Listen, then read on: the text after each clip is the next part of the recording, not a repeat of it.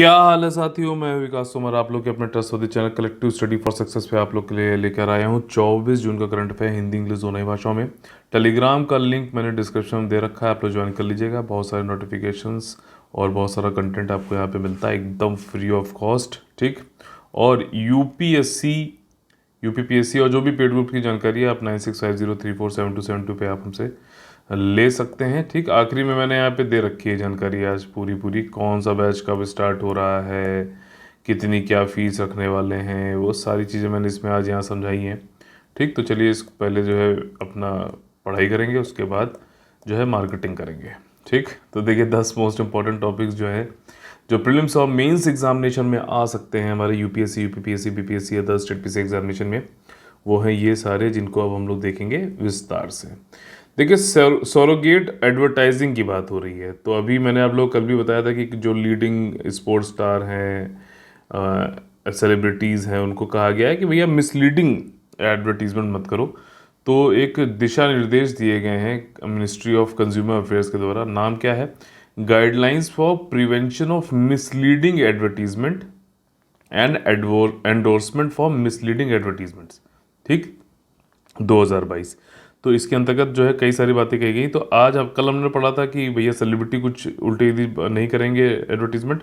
आज हम लोग पढ़ रहे हैं सरोगेट एडवर्टाइजिंग। इसका मतलब ये होता है कि कई सारे प्रोडक्ट ऐसे होते हैं जैसे कि ये दारू, सिगरेट, बीड़ी, तो इनका आप डायरेक्टली जो है भारत में एक एक्ट है, अधिनियम है cigarette and other tobacco products 2003, इसके अंतर्गत आप डायरेक्टली नहीं कह सकते कि ये दारू खरीद लो, ये पी लो, बहुत नशा होगा, बहुत मज़ा आ जाएगा, एकदम सुरूर बन जाएगा, इस तरीके के एडवर्टीजमेंट नहीं कर सकते भारत में। तो आप लोगों ने ज़्यादातर देखा होगा कि ये सारी कंपनियां क्या करती हैं कि सोडा का ऐड करेंगी, वाटर बॉटल का ऐड करेंगी, तो डायरेक्टली उस प्रोडक्ट का नहीं कर सकती, लेकिन सरोगेट बनाकर जो है सोडा और वाटर बॉटल की जो है, और कई लोग बोलेंगे जुबा केसरी, ठीक है, वो पान मसाला की बात करते हैं लेकिन तंबाकू भी बनाते हैं, तो तंबाकू का ऐड ना करके पान मसाला जो कि अलाउड है, तो उसका जो है एडवर्टीजमेंट कर सकते हैं। इस लॉ के अंतर्गत अलाउड है। वैसे तो तंबाकू भी बिक ही रहा है, ठीक है, रेवेन्यू भी तो लेना है सरकार को।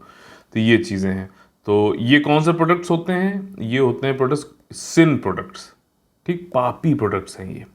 तो ये सारी चीज़ें हैं। तो इसमें यहाँ पे दिशा निर्देश दिए गए कि भाई साहब इनका भी आप एडवर्टीजमेंट मत करो। ये कंट्रोवर्सी अभी पीछे इसलिए चली थी कि ये परफ्यूम का ऐड था, उसमें जो है सेक्सुअल वॉयलेंस अगेंस्ट व्यूमन को प्रमोट किया जा रहा था, तो इसलिए वो आपने देखे होंगे कई सारे ऐड आ रहे हैं कि वो डीओ लगाया और परियां जो है टपक रही हैं और जो है उनके पीछे दौड़ रही हैं। तो इस तरीके की चीज़ें जो होती हैं फालतू की, उनसे बचने के लिए किया गया है।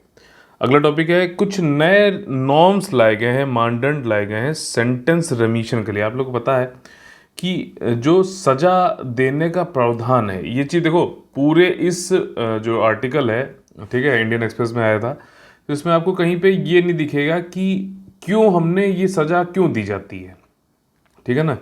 तो क्या उसके पीछे रीज़न होता है? तो ये तभी होगा जब आप थोड़ी ब्रॉड रीडिंग करोगे, एनसीईआरटीज़ पे ध्यान दोगे, एनालिसिस करोगे। तो जो सज़ा देने का पीछे जो उद्देश्य है, क्या वो बदला लेने का है, ठीक, कि इसने इसको मारा तो हम भी मार दे। सर मतलब जो जुडिशरी वो भी बदले के भावना से जो है सज़ा देती है, कि रिफॉर्मेशन की भावना से देती है कि भैया सुधार हो जाए इसके अंदर, इसको कुछ टाइम रखो, समाज में उपद्रव ना फैलाए, और उसमें जो है धीरे धीरे इसको कारपेंट्री या फिर कुछ काम करा के सोशल इंटीग्रेशन दोबारा हो सके, या फिर जब जाए तो उसमें सुधार होके जाए। तो रिफॉर्मेटिव है हमारे यहाँ। तभी के लिए कई बार कहते हैं कि भैया मौत की सज़ा को हटा देना चाहिए, क्योंकि जो सज़ा देने का ये है हमारा रिफॉर्मेटिव है, ना कि रेट्रीब्यूटिव है। तो इसीलिए यहाँ पर जो सेंटेंस रेमिशन की बात करी जा रही है, तो होम मिनिस्ट्री ने कहा है कि कई सारे ऐसे लोग हैं जिनको हम छूट देंगे उनके सेंटेंस में, ठीक। कुछ लोगों को, कुछ लाभार्थी होंगे, स्पेशल रेमिशन दिया जाएगा प्रिजनर्स को, सभी को नहीं। किनको नहीं दिया जाएगा वो भी बताऊंगा, किनको दिया जा रहा है वो भी बताऊंगा। तो देखो यहाँ पर जो है कुछ स्पेशल रेमिशन, यानी कि कुछ सज़ा मान लीजिए उनकी 10 साल की थी, अच्छा व्यवहार किया या फिर उनकी जो स्थिति है, एज है, उस सबको मद्देनज़र मान लीजिए उन्होंने 7 साल काट लिए अपनी सज़ा, तो उनके 3 साल माफ़ कर दिए जाएंगे। समझ गए? इजी लैंग्वेज में। तो ये वाली बात है। तो स्पेशल रेमिशन दिया जाएगा किन किन तारीखों को? 15 अगस्त, 26 जनवरी 2023 और 15 अगस्त 2023 को, इन दिन पर दिया जाएगा। किसको इसको दिया जाएगा? महिलाएं और ट्रांसजेंडर इस तरीके की जिनकी एज 50 या 50 से ज़्यादा है, और मेल कन्विक्ट जिनकी एज 60 या 60 से ज़्यादा है, और मतलब उनको जो है हम देंगे स्पेशल रिमिशन अगर उन्होंने जो भी उनको सज़ा दी गई थी उसका 50%, मान लीजिए 10 दी गई थी तो 50%, यानी 5 साल या फिर उससे ज़्यादा साल उन्होंने सज़ा ऑलरेडी काट ली है। ठीक है, तो ये चीज़ है। इसके अलावा जो है जो दिव्यांग जन हैं, 70% डिसेबिलिटी है, 50% उन्होंने अपनी सज़ा काट ली है तो उनको भी स्पेशल रिमिशन दिया जाएगा। कुछ ऐसे लोग हैं जिन्होंने 66% यानी कि 2/3 अपनी सज़ा काट ली है, उनको भी जो है रिमिशन दिया जाएगा। कुछ गरीब लोग ऐसे हैं बेचारे जो अपना मुआवजा नहीं दे पा रहे हैं, मतलब कि जुर्माना सॉरी नहीं दे पा रहे हैं, कंपनसेशन नहीं, जुर्माना नहीं दे पा रहे हैं जो पेनल्टी लगाई गई, इसलिए बेचारों को इतने गरीब हैं कि जेल में सड़ना पड़ रहा है, तो उनको भी स्पेशल रिमिशन दिया जाएगा। तो अच्छी बात है। और जो मैंने पीछे कॉन्सेप्ट बताया ना कि रिफॉर्मेटिव है, इससे आपको ये सब चीज़ें जो है मीनिंगफुल लगेंगी। नहीं तो ये सब डेटा होता है, फिर आप लोगों को रटना पड़ता, फिर भी आपको याद नहीं होता। लेकिन जब मैंने बताया रिफॉर्मेटिव है तो आपको समझ में आ रहा है, अच्छा ठीक है, हाँ हमें इनको सड़ाना नहीं बल्कि कुछ इन्होंने किया है तो अब इनको रिफॉर्म करके भेज रहे हैं। साथ ही साथ कुछ लोग ऐसे हैं 18 और 21 साल के बीच के जिन्होंने कुछ क्राइम किया, ठीक, और अब जो है 50% से ज़्यादा अपनी सज़ा काट चुके हैं, तो उनको भी स्पेशल रिमिशन दिया जाएगा। लेकिन किन लोगों को नहीं दिया जाएगा? देखिए कई सारे भारत में अधिनियम हैं जिसमें कि मौत की सज़ा या फिर आजीवन कारावास की सज़ा मिली हुई है, ठीक, तो उनको नहीं दिया जाएगा। तो वो कौन से लॉज हैं? टाडा हो गया, पोटा हो गया, अनलॉफुल एक्टिविटीज़ प्रिवेंशन एक्ट हो गया, एक्सप्लोजिव एक्ट हो गया, नेशनल एनएसए एक्ट हो गया, आपका ऑफिशियल सीक्रेट एक्ट 1923 हो गया, एंटी हाईजैकिंग एक्ट 2016। तो इनमें अगर कोई किसी को मौत की सज़ा या फिर आजीवन कारावास हुआ तो उसको ये स्पेशल रिमिशन नहीं दिया जाएगा। ठीक, मेरे ख्याल से पूरी अब चीज़ें आपको ईजिली समझ में आ गई होगी। वाई समझना जरूरी है। इंडिया और श्रीलंका की इकोनॉमिक टाइज, अब देखो दिक्कत हो रही है यहाँ पर। श्रीलंका, देखिए इंडिया है और श्रीलंका है। पहले दिक्कत ये थी कि श्रीलंका चाइना के ज़्यादा प्रो हो रहा था, तो इंडिया को दिक्कत हो रही थी स्ट्रिंग ऑफ पर्ल्स और इंडियन ओशन में चाइना की पहुंच, और चाइना जो है सबमरीन और नेवल वो बना रहा था, ऐसा कहा जा रहा था, तो वो दिक्कत हो रही थी। ठीक है, तो कई इंडिया ने फिर क्या है कि श्रीलंका से अपने रिश्ते अच्छे किए, और अभी के टाइम पे भी काफ़ी मदद करते हुए श्रीलंका में कई सारे ऐसे एग्रीमेंट किए जिसमें कि चाइना पहले था अब नहीं है, और इंडिया उस पर काम कर रही है। ठीक, लेकिन दिक्कत यहाँ ख़त्म नहीं हो रही है। दिक्कत इसलिए ख़त्म नहीं हो रही क्योंकि क्या है कि कुछ चाइना वाले तो होंगे ना वहाँ पर, तो उन्होंने वो क्या कह रहे हैं कि अडानी को अभी दूसरा एक एनर्जी प्रोजेक्ट मिला श्रीलंका में, जो कोलंबो में उनको जो है कुछ बनाना है। तो उन्होंने ये कहा कि यहाँ पे सेलोन इलेक्ट्रिसिटी बोर्ड के एक मेंबर ऑफिशियल ने, टॉप ऑफिशियल ने बोला है कि ये जो अडानी को दिया गया है भाई साहब प्रोजेक्ट, इसमें मोदी जी ने अपना प्रेशर डाला, प्रेसिडेंट गोटाबाया राजपक्षे जो श्रीलंका के हैं, और उसकी वजह से अडानी को मिल गया। इसमें कोई भी कंपिटिटिव यानी प्रतिस्पर्धी बिडिंग हुई ही नहीं। ठीक, तो प्रेशर डाल दिया तो एक तरीके से इनको ही फेवरेट मान के यहाँ पे दे दिया गया, तो ऐसा उन्होंने बोला है। ठीक, और ये कोलंबो में बना रहे हैं जो कि एक काफ़ी रणनीतिक पोर्ट भी है। और इंडिया जो है ये भी कहा जा रहा है कि इंडिया का सेकंड मेजर वेंचर है श्रीलंका में। ठीक, इसके अलावा श्रीलंका इंडिया जापान के बीच में ईस्ट कंटेनर पोर्ट, जो श्रीलंका अगर ऐसे है तो ईस्ट कंटेनर पोर्ट जो है बना रहे थे, तो इसको कैंसिल करके इन्होंने वेस्ट पोर्ट कंटेनर पोर्ट जो है अडानी को दे दिया मोदी जी के कहने पे, ऐसा बोला जा रहा है top official Ceylon electricity board के द्वारा। ठीक, तो ये सब वही हैं, चाइना वाले ही हैं जो अब अपने जो है उनको खाज हो रही है थोड़ी बहुत, तो बोल रहे हैं।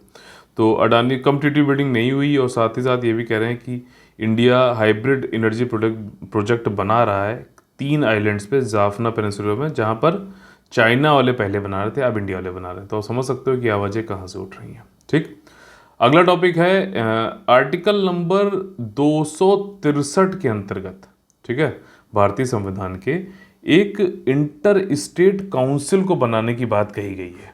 ठीक है, और इसमें कहा गया है कि प्रेसिडेंट इसको बना सकता है जब भी ज़रूरत हो, किसी सेंटर और स्टेट के बीच में कोई डिस्प्यूट है, समझना, स्टेट और स्टेट्स के बीच में कोई डिस्प्यूट है, या फिर सेंटर स्टेट एक तरफ और कुछ और स्टेट्स के बीच में कुछ डिस्प्यूट है, तो उस पर जो है एडवाइस करना, रिकमेंडेशन करना, इन्वेस्टिगेट करना, कंसल्टेशन करना, ये सारी चीज़ें करने के लिए हम इंटर स्टेट काउंसिल प्रेसिडेंट के द्वारा बनाएंगे। तो ये कॉन्स्टिट्यूशनल बॉडी है, अगर वहीं यहाँ पे लिखा होता कि पार्लियामेंट इसको बनाएगी, तो पार्लियामेंट एक लॉ बनाती है और उसके अंतर्गत ही इंटरस्टेट काउंसिल बनता, उस केस में ये जो है आपका स्टैट्यूटरी बॉडी हो जाती। ठीक है, लेकिन अभी जो है ये कॉन्स्टिट्यूशनल संवैधानिक बॉडी है, क्योंकि प्रेसिडेंट सीधे इसको बना सकता है। ठीक, और ऐसा हुआ भी, हालांकि संविधान में पहले से था, लेकिन 1988 में आई सरकारिया कमीशन, जो कि संघवाद के ऊपर बनाई गई थी, फेडरलिज्म के ऊपर, जिसमें केंद्र और राज्य की सरकारों के बीच में जो रिश्ते हैं उसके हिसाब से होता है। तो उसने रिकमेंड किया था, फिर तो 1990 में इंटर स्टेट काउंसिल आ गई। ठीक, प्रेसिडेंशियल ऑर्डर के थ्रू बना दी गई। लेकिन इसमें यह भी कहा गया था भाई साहब कि हर साल 3 बार बैठकें होनी चाहिए। लेकिन 90 से लेकर अगर अभी तक देखो तो भाई साहब बहुत कम बैठकें हुई हैं। ठीक है, यहाँ तक कि 2016 के बाद तो एक ही बैठक नहीं हुई है। अभी फिर से इसको कॉन्स्टिट्यूट किया गया है आपका मई 2022 में। तो और तमिलनाडु जैसे चीफ मिनिस्टर जो है वहाँ के, वही कह भी रहे हैं कि भारत में अगर आपको कोऑपरेटिव फेडरलिज्म, जो सहकारी जो संघवाद है, उसको बढ़ावा देना है, तो भाई साहब ये इंटरस्टेट काउंसिल बनाओ और उसको साल में 3 बार इसकी मीटिंग होनी चाहिए, ताकि जो कई सारे द्वेष मुद्दे डिस्प्यूट हैं स्टेट और केंद्र के बीच में, वो सब खत्म किए जा सके। तो ये सारी चीज़ें इसके अंतर्गत हैं। मैंने आपको सारी चीज़ें मैं बता दी, बाकी आप लोग PDF से पढ़ सकते हो सीधे, कोई इसमें जो है बाकी बिल्कुल कॉन्सेप्ट सारी चीज़ें वही हैं। डिस्प्यूट को इन्वेस्टिगेट और रिकमेंडेशन कर सकता है। और इसके अच्छा मेंबर्स कौन कौन होते हैं? प्राइम मिनिस्टर भाई साहब इनके चेयरपर्सन होते हैं, चेयरमैन होते हैं। साथ ही साथ जितने भी स्टेट्स हैं सबके चीफ मिनिस्टर्स के मेंबर होते हैं। जो भी ऐसी यूनियन टेरिटरी जहाँ पे लेजिस्लेचर है वो लोग भी इसमें होते हैं, और ऐसी यूनियन टेरिटरी जहाँ पे एडमिनिस्ट्रेटर्स हैं, ठीक, तो वो लोग भी इसके जो है इंटरस्टेट काउंसिल के मेंबर्स होते हैं। चेयरमैन कौन होता है? प्राइम मिनिस्टर होता है। 6 कैबिनेट रैंक के मंत्री भी होते हैं, जिसको कि प्राइम मिनिस्टर जो है नामित करते हैं, नॉमिनेट करते हैं। ठीक, तो ये सारी चीज़ें हैं। और 1990 के बाद खाली 11 मीटिंग हुई हैं, बल्कि हर साल 3 मीटिंग करने का इसमें जो है बोला गया है प्रोसीजर में। 2016 के बाद तो एक भी नहीं हुई है। अच्छा, 2022 में मई में काउंसिल फिर से बनाई गई है। इसमें 10 यूनियन मिनिस्टर्स हैं। साथ ही साथ इससे संबंधित एक स्टैंडिंग कमेटी बनाई गई है, यानी कि स्थायी समिति बनाई गई। दूसरी होती है अस्थायी, वो कौन सी होती है? एडहॉक वाली। तो स्थायी समिति जो बनाई गई इंटरस्टेट काउंसिल के अंतर्गत, इसके चेयरमैन जो हैं वो अमित शाह हैं, होम मिनिस्टर हैं, ध्यान रखना। स्थायी कमेटी जो इंटरस्टेट काउंसिल के अंदर बनाई गई है, ये ध्यान रखना, कहीं कंफ्यूज मत होना। वैसे तो चेयरपर्सन कौन होता है? प्राइम मिनिस्टर होता है, फॉर योर इन्फॉर्मेशन। अगला टॉपिक है इंटरनेशनल रिलेशन संबंधित। अब देखो, ये नॉर्दर्न आयरलैंड प्रोटोकॉल बड़ा कठिन है, मैंने कई बार इसको पढ़ा, फिर कुछ समझ में आया।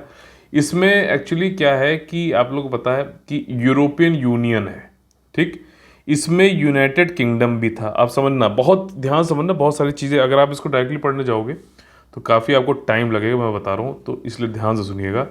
यूरोपियन यूनियन जो है ये एक तरीके का एक यूनियन है इकोनॉमीज़ का, जिसमें कि जो गुड्स एंड सर्विसेज हैं एक कंट्री के से दूसरी कंट्री जाती हैं, सिमिलर वैसे ही जैसे भारत में मान लो एक राज्य से दूसरे राज्य में जो है जा रहे हैं गुड्स एंड सर्विसेज, ठीक, तो कोई ज़्यादा उसमें रोक टोक नहीं होती कस्टम्स पे। तो अब यहाँ पे दिक्कत क्या है? दिक्कत ये है कि यहाँ पर EU जो है आपका, EU से यूनाइटेड किंगडम जो है उससे ब्रेक्सिट कर गया था। आप लोगों ने पढ़ा होगा ब्रेक्सिट, ठीक। तो यूनाइटेड किंगडम भी एक बड़ी अजीब, मतलब उसमें भी एक वो चीज़ है कि यूनाइटेड किंगडम में कई सारे जो है कंट्री आते हैं, जैसे ब्रिटेन हो गया, ठीक, इस आपका जो है यहाँ पे स्कॉटलैंड आ गया, ठीक, यहाँ पे नदर्न आइलैंड, आइलैंड भी 2 तरीके के हैं। एक नदर्न आइलैंड है जो कि यूनाइटेड किंगडम का हिस्सा है, और एक रिपब्लिक ऑफ आयरलैंड है, वो एक अलग ही कंट्री है, ध्यान रखना, ठीक।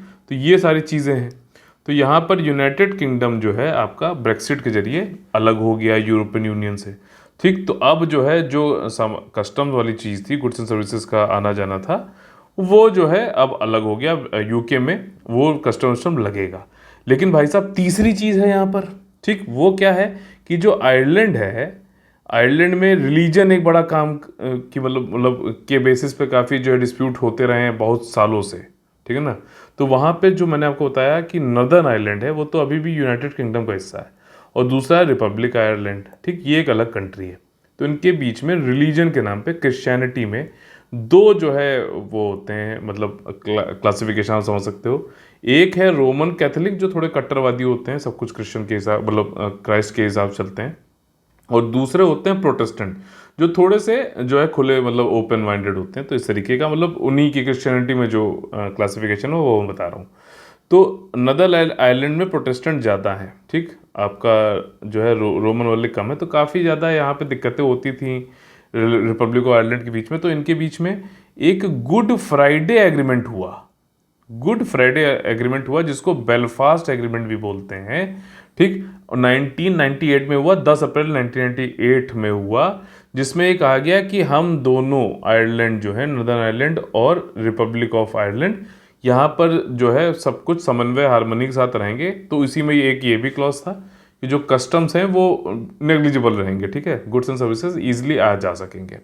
तो अब यहाँ पे देखो, जब तक यूरोपियन यूनियन में यूनाइटेड किंगडम था, ब्रिटेन था, तब तो कोई दिक्कत ही नहीं थी। दोनों लोग जो है हिस्सा थे भाई साहब, आयरलैंड और ये सब उसी में थे, कस्टम आराम से चल रहा था, कोई मतलब रोक टोक ही नहीं थी। लेकिन जब ब्रेक्सिट हो गया तो यूनाइटेड किंगडम में एक हिस्सा जो नॉर्दर्न आइलैंड है वो आपका अभी भी यूरोपियन, क्योंकि northern island Republic of Ireland जो है वो अभी भी यूरोपियन यूनियन का हिस्सा है, ठीक। वो तो भैया थोड़ा ना ब्रेक्सिट में आता है। तो अभी भी क्या है कि नॉर्दर्न आयरलैंड और ये रिपब्लिक ऑफ आयरलैंड के बीच में कोई कस्टम है ही नहीं, ठीक है ना, आराम से जो है सामान आ रहा है जा रहा है।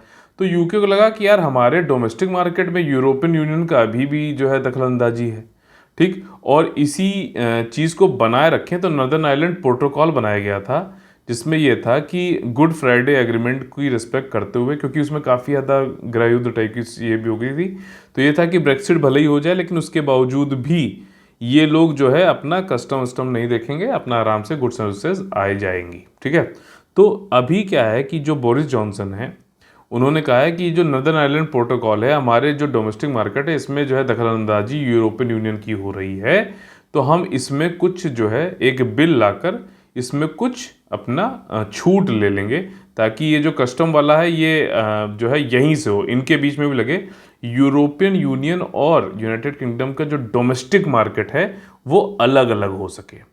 मेरे ख्याल से मैंने बहुत ही आसान तरीके से, इससे ज़्यादा आसान तरीके से नहीं कोई समझा सकता, आपको ये बताने की कोशिश करिए, ठीक। तो इससे रिलेटेड कोई अगर ब्रेक्सिट वेक्सिट वाला क्वेश्चन आता है तो आप इसको समझ पाओगे, या फिर आगे जाकर भी कभी कोई क्वेश्चन आता है तो आप इसको आसानी से समझकर जो है आगे बढ़ सकते हो। नहीं तो बहुत कुछ इसमें आपको रिसर्च करनी पड़ेगी, जैसा कि आप देख ही रहे हो, ठीक। तो यहाँ पर ये बस यहाँ पर ये एक नॉर्दर्न आयरलैंड प्रोटोकॉल बिल लेके आ रहे हैं बोरिस जॉनसन, जिससे कि यूके जो है ब्रेक्सिट डील की वजह से के बाद कुछ प्रोविज़न जो है उसको ओवरराइड कर पाएगा, अपना डोमेस्टिक मार्केट अलग कर पाएगा यूरोपियन यूनियन से पूरी तरीके से। हालांकि यूरोपियन यूनियन ने बोला है कि हम जो है ये जो लॉ अगर लाता है यूके तो इसकी जो है खिलाफ जाएंगे, लीगल एक्शन लेंगे, ठीक है। तो ये सारी चीज़ें हैं।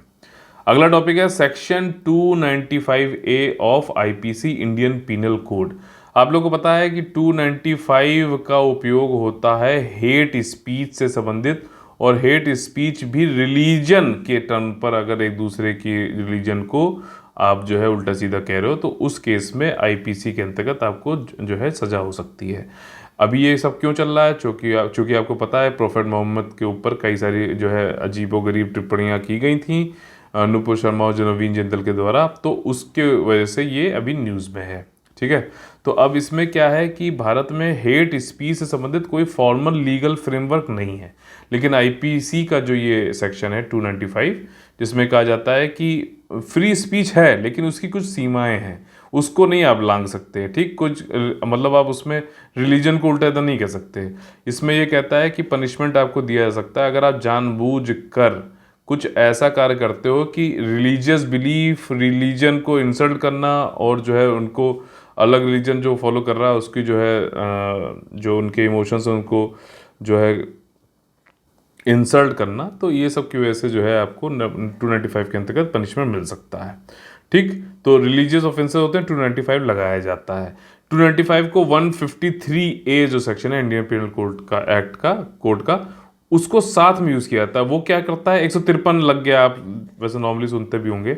उसमें यह है कि अगर दुश्मनी फैलाई जा रही है किसी दो समुदायों के बीच में ऑन द ग्राउंड्स ऑफ धर्म, रेस, नस्ल, ठीक है, और कि तुम बिहारी हो, तुम यूपी हो, हम महाराष्ट्रियन हैं, ठीक है ना, प्लेस ऑफ बर्थ, रहने की जगह, लैंग्वेज, इन सब पे अगर एनिमिटी होती है जिसकी वजह से जो है सद्भाव खतरे में पड़ता है और हार्मनी जो है मेंटेनेंस बिगड़ता है, तो भी 153 के अंतर्गत आपका जो है सज़ा दी जाएगी।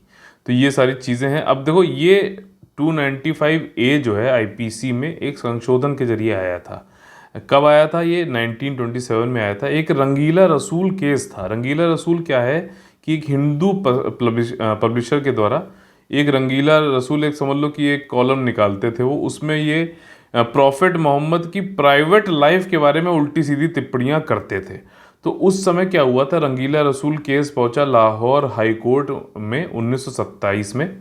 ठीक 153A के अंतर्गत जो है उनको जो है बरी कर दिया गया था। तो बरी तो कर दिया गया, लेकिन फिर भी संशोधन लाया गया और 295A के अंतर्गत रिलीजन ऑफेंसेस अगर कोई करता है तो उसको जो है पनिशमेंट दिया जाएगा। तब ये जो है 295A जो है सेक्शन 9 आपका आईपीसी में लाया गया था। ठीक, तो रंगीला रसूल केस से ये आया था। तो बहुत सारी इंपॉर्टेंट चीज़ें हैं, मेंस आ रहा है और इस तरह के क्वेश्चन बनते हैं। अगर आपकी एनालिटिकल पावर नहीं है, डीप अंडरस्टैंडिंग नहीं है, बहुत प्रॉब्लम फेस करने वाले हो आप।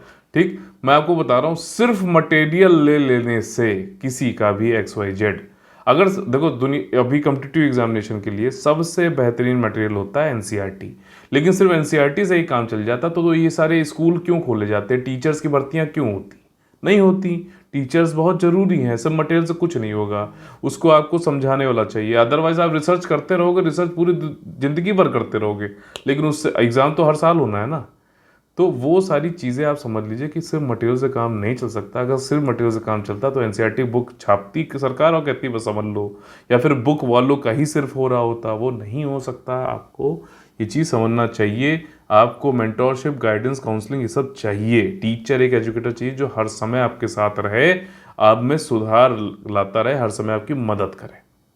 ठीक, तो ये सारी चीज़ें हैं। अगला टॉपिक है migration in India 2020-21। EPFO interview के लिए काफ़ी ज़्यादा इंपॉर्टेंट होने वाला है टॉपिक। अभी मॉस्पी यानी कि ministry of statistics and programme implementation ने माइग्रेशन इन इंडिया 2020-21 की रिपोर्ट निकाली है। इसमें जो इन्होंने आंकड़े दिए हैं उसको समझ लेते हैं। अब देखो माइग्रेशन क्यों होता है, आप अपना घर छोड़ के बाहर की शहरों में क्यों जाते हो? अच्छी जॉब के लिए।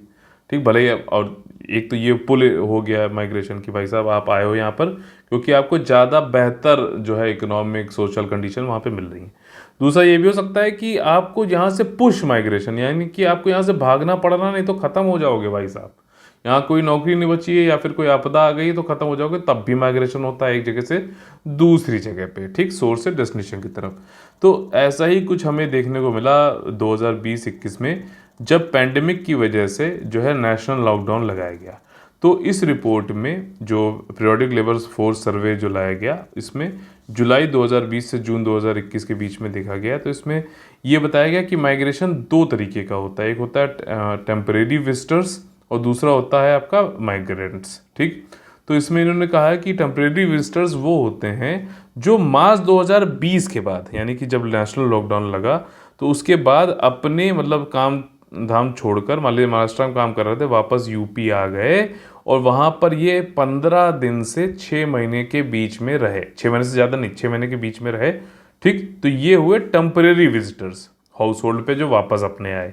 वहीं जो माइग्रेंट विजिटर्स हैं, आप समझ रहे हो कि उसमें कोई डेट का प्रावधान नहीं है। जो भी जो लास्ट यूजुअल जो उनका प्लेस ऑफ रेसिडेंस है, वो जो जहाँ पर रहते हैं वहाँ नहीं, बल्कि जहाँ पे काम करते हैं वो है, तो वो माइग्रेंट्स कहलाएंगे। ठीक है ना। मान लीजिए यूपी से कोई गया हुआ है, महाराष्ट्र में काम कर रहा है, ठीक, तो वो जो है आपका माइग्रेंट कहलाएगा। लेकिन मार्च 2020 के बाद में मान लीजिए कुछ टाइम के लिए यूपी वापस आ गया, वो 6 महीने से कम और 15 दिन से ज़्यादा, तो वो टेम्परेरी विजिटर कहलाएगा। ठीक, तो ये कुछ चीज़ें होती हैं, मैं इसलिए स्पेसिफिकली बताता हूँ क्योंकि क्वेश्चंस भी यहाँ से बनते हैं और आपकी अंडरस्टैंडिंग बिल्कुल पुख्ता होनी चाहिए। ठीक, तो यहाँ पर अब कुछ फैक्ट्स हैं वो समझ लेते हैं। कोविड-19 की वजह से जो मार्च 2020 के बाद जो है जो माइग्रेशन हुआ टेम्परेरी विजिटर्स का, वो 0.7% लोगों का हुआ। ठीक, ये उन्होंने बताया। इस 0.7% के लोगों में जो टेम्परेरी विजिटर्स थे, उसमें 84% ऐसे थे वो इसलिए वापस गए क्योंकि उनकी जॉब चली गई थी, एजुकेशनल इंस्टीट्यूशन क्लोज हो गए थे, या फिर हेल्थ रिलेटेड रीजंस कुछ हो गए थे। साथ ही साथ अगर देखा जाए तो पूरे भारत में जो माइग्रेशन की रेट है, अब टेम्परेरी विजिटर की बात नहीं हो रही, माइग्रेशन की बात हो रही है, माइग्रेंट्स की, वो 28.9% है। जिसमें से माइग्रेशन रूरल एरियाज़ में देखोगे तो 26.5 है, ठीक। और वहीं अर्बन एरियाज़ में 34.9% है, यानी कि शहरों की तरफ ज़्यादा माइग्रेशन हो रहा है, ठीक। वहीं अगर देखा जाए तो फीमेल्स में माइग्रेशन ज़्यादा होता है, ठीक। 47.9% होता है फीमेल्स में माइग्रेशन। रूरल एरियाज़ में ये 48% है, और वहीं अर्बन एरियाज़ में 47.8%, तो थोड़ा सा कम है। लेकिन अर्बन एरियाज़ में कम महिलाएं जा रही हैं। महिलाओं का माइग्रेशन ज़्यादा होने का मेन कारण है कि भाई साहब शादी हुई तो अपनी जो माँ का घर छोड़ के जो है पति के घर जाना है, ठीक है। तो इंडियन सोसाइटी वाली जो बुक है वो ज़रूर पढ़ लेना। जीएस पेपर 1 में सोसाइटल इशूज़ आते हैं। अगर वो आपने बेसिक नहीं पढ़ी एनसीईआरटी, तो आप कहीं किसी का भी मटेरियल जो है छपा हुआ ले लो, कुछ नहीं होने वाला है। कोई भी करंट अफेयर आप जो है उसको लिंक किससे करोगे, बेसिक से ही करोगे ना, तो वो बेसिक आना ज़रूरी है। तो उसमें ये सारी चीज़ें बताते हैं, ठीक, कि भैया ये जो है पॉलीगैमी क्या होता है, ठीक है ना। ये जो महिलाएं अपना घर छोड़ के पति घर जाती तो उसको क्या बोलते हैं, ये कितना होता है, क्यों होता है, ये सारी चीज़ें पता होनी चाहिए, ठीक। तो ये चीज़ें हैं। तो यहाँ पर महिलाएं जो है माइग्रेशन रेट हाईएस्ट होता है। तो मैरिज जो है, जो इनका ये 48% था, 47.9% था, उसमें से मैरिज जो कारण है वो 86.8% है। वहीं जो माइग्रेशन मेल्स में देखा जाए तो वो जॉब वॉब के लिए माइग्रेट करते हैं, 49.6% है उनके माइग्रेशन में मेजर कारण, ठीक। बहुत अच्छी तरीके से मैं इसलिए बता रहा हूँ क्योंकि ईपीएफओ का भी एग्जाम इंटरव्यू आ रहा है और ओवरऑल मेंस भी आ रहा है, तो इसलिए इंपॉर्टेंट रहता है। फोर्टिफाइड राइस, गढ़वाले चावल। अब देखो मैंने आप लोग बताया है कि राइस है, ठीक। उसमें अगर कुछ माइक्रो न्यूट्रिएंट्स जोड़ दिया जाए, ध्यान से सुनो, माइक्रो ना कि मैक्रो, ठीक। माइक्रो न्यूट्रिएंट्स अगर कुछ जोड़ दिए जाएं, उसमें डाल दिए जाएं, अलग अलग टेक्निक होती हैं, एक्सट्रूजन होता है, ठीक, डस्टिंग होती है, ठीक, तो क्लीनिंग होती है। तो इस तरीके से जो है माइक्रो न्यूट्रिएंट्स डालने पर जो चावल है वो ज़्यादा पोषण युक्त हो जाता है। तो इसलिए जो है इसको फोर्टिफाइड राइस कहते हैं, ठीक। तो ये क्या है, चावल जो है पैदा होने के बाद हो रहा है अगर, तो उसको हम फूड फोर्टिफिकेशन भी कह सकते हैं। अगर हम पेड़ में ही कुछ ऐसा संशोधन कर दें कि वो जो है पोषण युक्त जो है अपना खाद्य पदार्थ दे, तो उसको क्या बोलेंगे हम लोग, बायो फोर्टिफिकेशन, ठीक। तो मेरे ख्याल से ये सारी चीज़ें आपको याद हो रही, समझ में आ रही होंगी। तो अभी जो सेक्रेटरी हैं, सचिव हैं आपके union food and public distribution वाले, उन्होंने ये बताया है कि जो राइस का डिस्ट्रीब्यूशन है उसका सेकंड फेज़ अभी हमने चालू किया है 1 अप्रैल 2022 से। 90 डिस्ट्रिक्ट को हमने कवर कर लिया है और केंद्र का जो टारगेट है वो 291 डिस्ट्रिक्ट का है। प्रधानमंत्री जी ने अक्टूबर 2021 से राइस, फोर्टिफाइड राइस को जो है बेनिफिशरीज को बांटने के लिए कहा था, चालू करने के लिए कहा था। आईसीडीएस यानी कि integrated child development scheme, anganwadi जो आप देखते होगे, देखा होगा कभी, तो वो सब आईसीडीएस के अंतर्गत ही आते हैं, ठीक। अर्ली स्कूलिंग और महिलाओं का भी, बच्चों और महिलाओं का जो है इसमें ख्याल रखा जाता है। और दूसरा पोषण, पीएम पोषण स्कीम के अंतर्गत फोर्टिफाइड राइस दिए जाएंगे, ठीक। एसेंशियल माइक्रोन्यूट्रिएंट्स इसमें डाले जाते हैं, न्यूट्रिशनल क्वालिटी बढ़िया बनती है और हेल्थ के रिस्क भी कम हो जाते हैं। 3 तरीके के इसके जो है तरीके होते हैं माइक्रोन्यूट्रिएंट को लगाने का, कोट करना, डस्ट करना या फिर एक्सट्रूजन।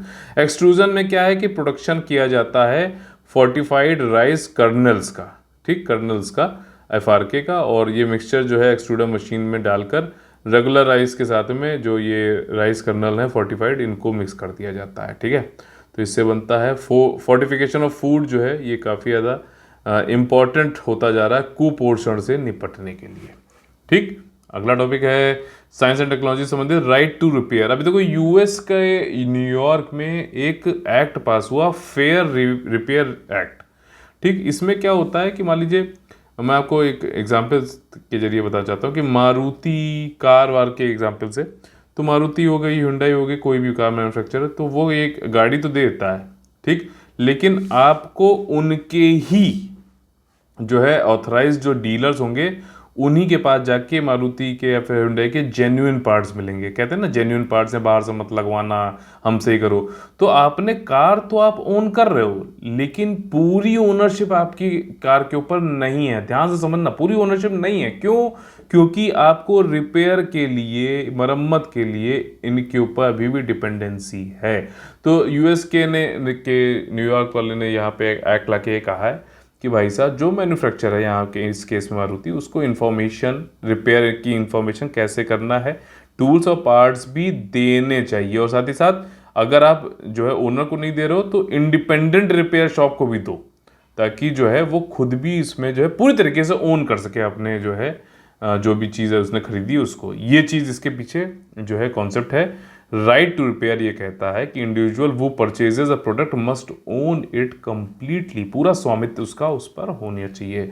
इंडिया में क्या है कि राइट टू चूज जो है वो नहीं है, ठीक है ना, मोनोपोली होती है रिपेयर प्रोसेसेस पे, जैसा मैंने आपको बताया। और ऐसा कंज्यूमर प्रोटेक्शन एक्ट 2019 में इसको रिकॉग्नाइज भी किया गया कि राइट टू चूज का ऑप्शन नहीं है भारत में इतना, ठीक। और कंज्यूमर डिस्प्यूट जूरिस्प्रूडेंस जो है इंडिया में वो पार्शियली एक्नॉलेज करती है राइट टू रिपेयर को, ठीक। तो उसमें ये कहा जाता है कि नहीं कर पाते हैं किसी दूसरे पास ना जाके, जो कंपनियां हैं जेन्युइन जैसे मारुति है तो उसी के पास जाएं, ठीक। तो Shamsher Kataria versus Honda seal car India limited 2017 में एक केस आया था। उसमें कंपटीशन कमीशन ऑफ इंडिया ने रूल किया, ये मतलब रूल निकाला था, बताया था कि इंडिपेंडेंट ऑटोमोबाइल रिपेयर यूनिट्स को भी स्पेयर पार्ट भैया मुहैया कराओ, ठीक। नहीं तो ये एंटी कम्पिटिटिव हो जाता है, ठीक है ना, क्योंकि हम निर्भर रहते हैं कि भाई साहब इन्हीं के पास जाना पड़ेगा तभी हमको बढ़िया टूल किट या फिर रिपेयर हो पाएगा, ठीक। तो समझ गए ना, कॉन्सेप्ट कंज्यूमर प्रोटेक्शन एक्ट के अंतर्गत है, कंपटीशन कमीशन ऑफ इंडिया का है ये। अगला टॉपिक है इकोनॉमी संबंधित एविएशन टरबाइन फ्यूल। अब ये हवाई जहाज हैं, इन सबको उड़ाने के लिए एक अलग तरीके का फ्यूल होता है। जो टरबाइन है, गैस टरबाइन फ्यूल है, उसमें जो फ्यूल पड़ता है वो अलग तरीके का होता है, ठीक। काफ़ी महंगा होता है भैया। 1 लीटर 1 किलो लीटर मान लीजिए, 1000 लीटर मान लीजिए हो जो है 1.41 लाख रुपीज़ का होता है, ठीक। बहुत ज़्यादा हो गया है। और 16.3% जो है ये बढ़ाया गया है ऑयल मार्केटिंग कंपनियां जो फ्यूल देती हैं एविएशन को उनके द्वारा, ठीक। तो काफ़ी महंगा हो गया है। और इसमें जो है अब जो भैया 16% बढ़ा है, तो जो वो हैं टिकट विकेट हैं वो भी 15% तक बढ़ेंगे उनके दाम भी। तो ये वाली बात है। एटीएफ जो होता है फ्यूल का खर्चा, जो भी हवाई जहाज उड़ाया जाता है ना पूरा, उसमें फ्यूल का खर्चा ही अकेले 50% का होता है, बाकी सब सैलरी वैलरी ये सारी चीज़ें हैं, ठीक। तो बहुत ज़्यादा है। तो इसमें अब भारत में आपको पता है कि फेयर आरसीएस प्रोग्राम है, ठीक है ना, कि कम से कम जो है हवाई चप्पल वाला भी है वो भी उड़ सके, मतलब वो सारी चीज़ें चल रही हैं। तो ऐसे में सिचुएशन क्या करे, तो अब जो एयरलाइन इंडस्ट्री वो ये कह रहे हैं भाई साहब गवर्नमेंट से कि आप जो है कुछ एक्साइज ड्यूटी अपनी घटा लो भाई साहब। नहीं घटाओ, अब वो बोलना तो उनका ज़रूरी है, क्यों नहीं बोलेंगे तो डायरेक्टली अगर फेयर टिकट बढ़ाएंगे तो कहेंगे भैया तुमने कुछ बोला नहीं। अब वो कह रहे हैं कि भैया एक्साइज ड्यूटी घटाओ, गवर्नमेंट को बोल रहे हैं, या फिर आप इसको जीएसटी के अंदर लाओ। तो इससे हमें ये पता चलता है कि जो एविएशन फ्यूल होता है वो अभी जीएसटी के अंतर्गत नहीं आया है, ठीक। पहली चीज़ है, पूछ सकता है ये क्वेश्चन कि भैया जीएसटी के अंतर्गत कौन कौन सी चीज़ नहीं आती है, अल्कोहल नहीं आता है, ये फ्यूल नहीं आ रहा है, ठीक, पेट्रोल, तो ये सब नहीं आता। तो वो कह रहे हैं या तो एक्साइज ड्यूटी घटा दो या फिर जीएसटी के अंतर्गत ला दो, ताकि हम जो है इनपुट टैक्स क्रेडिट ले सकें। इनपुट टैक्स क्रेडिट ये होता है कि फाइनल प्रोडक्ट पे ही टैक्सेशन लगता है, बाकी बीच के जो भी प्रोसेसेस हैं उसमें टैक्स वापसी हो जाती है, ठीक। तो ये चीज़ें सिंपल कई बार मैं बता चुका हूँ।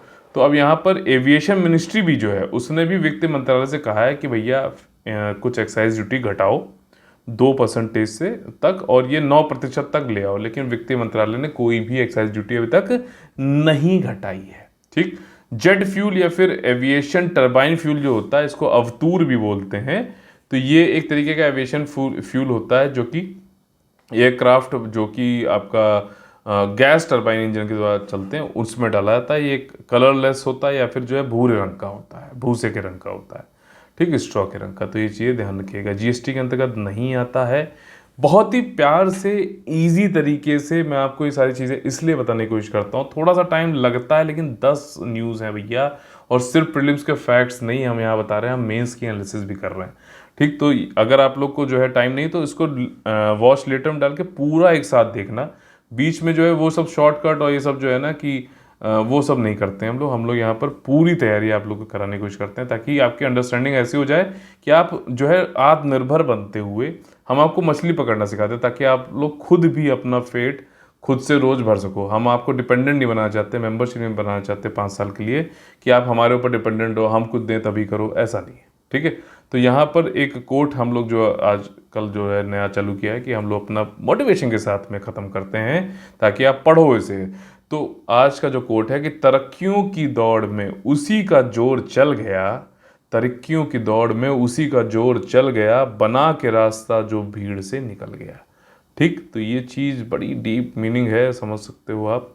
हमारे जो पेड कोर्सेज हैं 2022 मेंस यूपीएससी और यूपीपीएससी के लिए 1-to-1 CGM counselling guidance mentorship programme 1 जुलाई से चालू हो रहा है। आप लोग ज्वाइन, जो लोगों ने अभी यूपीएससी प्रीलिम्स निकाल लिया है, फिर यूपीएससी का प्रीलिम्स भी निकालने वाले हैं, वो लोग 1 जुलाई से ज्वाइन कर सकते हैं। वहीं पहली बार मैं कह रहा हूँ यहाँ पर, अभी तक मतलब इस तरीके का नहीं हुआ, यूपीएससी और यूपीपीएससी के लिए इंटीग्रेटेड प्री कम मेंस 2023 का हम फाउंडेशन ग्रुप चालू करने वाले हैं। इंटीग्रेटेड, ठीक, तो इसमें प्रीलिम्स के बारे में भी पढ़ाया जाएगा और मेंस के बारे में भी पढ़ाया जाएगा। ठीक, तो ये ऐसा है कि आपको इसके अलावा और कुछ करने की जरूरत ही नहीं है। प्रीलिम्स के लिए अलग से में, ये सब कंबाइंड होना चाहिए, इंटीग्रेटेड होना चाहिए। ये आपको नहीं बताया जाएगा मार्केट में, क्यों? अगर बता देंगे तो वो प्रीलिम्स के लिए आपसे अलग से पैसे कैसे हटेंगे, मेंस के लिए अलग से पैसे कैसे हटेंगे, ठीक है ना। तो क्या क्या चीज़ें हैं, ये सारी चीज़ें का एक डिटेल्ड मैं आप लोग को बताऊंगा। और इसमें फीस भी जो होगी वो बहुत ज़्यादा नहीं होगी, पूरे मार्केट से बता रहा हूँ, प्रीलिम्स और मेंस दोनों को जोड़ के सबका देख लेना आप, उससे बहुत कम होगी और क्वालिटी उनसे 1.5 गुना ज़्यादा होगी। ये मैं आपको अपने ट्रस्ट और जो है अपने जो है डेडिकेशन कमिटमेंट से दे सकता हूँ। 5 जुलाई से चालू कर रहा है, इसको जरूर ज्वाइन कर लेना जिनको भी 2023 में सिलेक्शन लेना है। इसका नाम भी मैंने मिशन फाइनेंस सिलेक्शन 2023 रखा है। ठीक, तो daily GS mains answer writing भी हमारी चल रही है भैया, यूपीएससी और यूपीपीएससी के लिए। आप लोग आज से ही ज्वाइन कर सकते हो, ठीक है, आज से ज्वाइन कर सकते हो। इसके बारे में आप लोग जानकारी, मैं नंबर भी बताऊंगा। बाकी दूसरा ये है कि जो हमारे कंप्लीट करंट अफेयर मॉड्यूल है, जिसमें डेली करंट अफेयर मिलेगा आपको, योजना कुरुक्षेत्र मिलेगी। इसके अलावा जो है हर मंथ में 2 हफ्ते का एक साथ एक करंट अफेयर देने की कोशिश करूंगा। तो डेली करंट अफेयर एक साथ जो है आपको वीकली 2 वीक का एक साथ 15 दिन वाला वो एक करंट अफेयर मिलेगा। मान लीजिए कुछ चीज़ छूट गई तो वो यहाँ कवर हो जाएगी। इसमें आपका तो Indian express, the Hindu, PIB, सब तो कवर हो जाता है डेली वाले में। साथ ही साथ 15 दिन वाला बाई वीकली वाला एक करंट अफेयर, तो महीने में वो 2 मिल जाएंगी। और योजना कुरुक्षेत्र, उसके अलावा भी कुछ भी करंट अफेयर से आएगा, ये सब कुछ आपको मिलेगा। अगर आप सिर्फ पेड ग्रुप में पीडीएफ के लिए ज्वाइन करते हैं तो उसके लिए 50 रुपये आपको पर मंथ फीस होगी। बहुत ही कम है, मैं बता रहा हूँ, dedicated to the point competitive examination के लिए बहुत ही कम है। इसमें कोई एडवर्टीजमेंट नहीं है, कुछ नहीं है। ठीक, आप लोग जो है 100 रुपए की एडवर्टीजमेंट में भी बहुत फालतू न्यूज़ वाली भी मैगजीन खरीदते हो, ठीक, उससे बढ़िया जो है आप ये देख सकते हो कि इसमें daily current affair, by weekly जो है 2 जो है आपको मैगजीन मिल रही है, साथ ही साथ योजना कुरुक्षेत्र मिल रहा है। उसके अलावा जो भी करंट अफेयर में आएगा, मान लीजिए इंडियन फॉरेस्ट सर्वे आ गया, बजट आएगा, इकोनॉमिक सर्वे, वो सब कुछ आपको मिलेगा इसमें। और सिर्फ फीस है 50 रुपये महीना। इसी में अगर आप डाउट डिस्कशन भी करना चाहते हो, मतलब आपको कोई डाउट है, आप पूछना चाहते हो, तो उस केस में आपका 100 रुपये प्रति महीना हो जाएगा। और ये मैं बता रहा हूँ बहुत बहुत कम है, पैसे भी मत जाओ, सिर्फ मैं ये कह रहा हूँ क्वालिटी भी देखो। आप जब ज्वाइन करोगे तो आपको समझ में आएगा कि कितना डिफरेंस है। इसी चीज़ के लिए लोग 1200 रुपये ज्वाइन मतलब चार्ज कर रहे हैं, 1200 रुपये। तो आप इससे अंदाज़ा लगा सकते हो। और बाकी थोड़ा सा अपना विवेक का इस्तेमाल भी करिए। सिर्फ मार्केटिंग, झूठी मार्केटिंग पे अगर आप लोग जाओगे तो बड़ा फंस जाओगे। और ये यहाँ पर पेमेंट डिटेल्स हैं। और इसमें देखिए, जो यूपीएससी और यूपीपीएससी का 2023 वाला फाउंडेशन ग्रुप जो है, उसमें मैंने इंस्टॉलमेंट की कुछ जो है प्रोविज़न रखे हैं। अदरवाइज 1 टाइम पेमेंट होगा, नो रिफंड, और ये सारी चीज़ें हैं। यूपीआई और एचडीएफसी बैंक का ये जो है वो है, आप ज्वाइन कर सकते हैं। डेली मेंस आंसर राइटिंग और करंट वाला तो आप तुरंत ज्वाइन कर सकते हो, उसमें कोई भी त्वरित रूप से कर लीजिए। 1 जुलाई से जो है यूपीएससी यूपीपीएससी मेंस 2022 का जो है 1 जुलाई से चालू होगा। और फाउंडेशन ग्रुप जो है यूपीएससी यूपीपीएससी 2023 का, प्रीलिम्स और मेंस दोनों है, उसमें ध्यान रखना, ठीक है ना, दोनों तैयारी कराऊंगा आपकी। तो वो जो है आपका 5 जुलाई से चालू हो रहा है। ठीक, तो चलिए आज का सेशन यहीं पे ख़त्म करते हैं। फिर से बोलता हूँ मैं आपको, तरक्कियों की दौड़ में उसी का जोर चल गया, बना के रास्ता जो भीड़ से निकल गया। तो चलिए कल फिर से मुलाकात होगी सुबह 6 बजे। तब तक ले आप लोग से लेते हैं अलविदा। जय हिंद, जय Bharat, all the very best है। वंदे वंदे मातरम।